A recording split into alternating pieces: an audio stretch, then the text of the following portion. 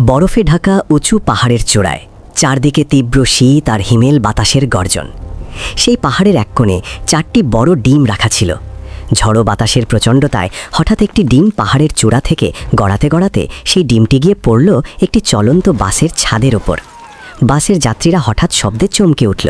রাগে গোস্বায় তারা ডিমটিকে বাস থেকে ঠেলে নিচে ফেলে দিল। ডিমটি নিচে পড়ে গিয়ে বরফে ঢাকা জমাট ভূমিতে থেমে গেল। রাত নামল। চারদিকে নিস্তব্ধতা, হাড় কাঁপানো ঠান্ডা। ডিমটি বরফের মধ্যে জমে রইল। সকালে সূর্য উঠতেই বরফ গলতে শুরু করল। ঠিক তখনই পাশ দিয়ে হাঁটছিল একটি নিরীহ কবুতর।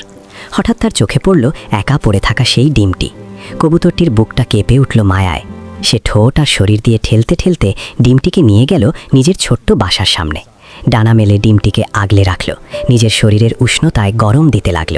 দিনের পর দিন, রাতের পর রাত কবুতরটি নিঃস্বার্থ ভালোবাসায় ডিমটির যত্ন নিতে লাগল, যেন সেটাই তার নিজের বাচ্চা। একদিন হঠাৎ খটাস, ডিমের খোল ফেটে বেরিয়ে এলো একটি ঈগলের বাচ্চা। কবুতর ভয় পেল না। সে ঈগলের ছানাটিকে নিজের সন্তান ভেবে বড় করতে লাগল।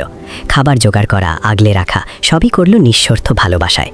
কিন্তু একদিন আকাশ অন্ধকার করে এক বিশাল ঈগল পাহাড়ের দিক থেকে উড়ে এলো। সে তার বাচ্চাকে চিনে ফেলল। কিছু না বলে ঈগলটি ছানাটিকে তুলে নিয়ে আকাশের দিকে গেল। কবুতরটি বাসার সামনে একাই পড়ে রইল। তার ডানাগুলো ঝুলে পড়ল, চোখ ভিজে গেল। রাগ, দুঃখ আর অভিমানে সে দর্শকদের দিকে তাকিয়ে কাঁদতে কাঁদতে বলল, এত কষ্ট করে গল্পটা বানালাম, তারপরও কেউ লাইক দেয় না, সাবস্ক্রাইব করে না।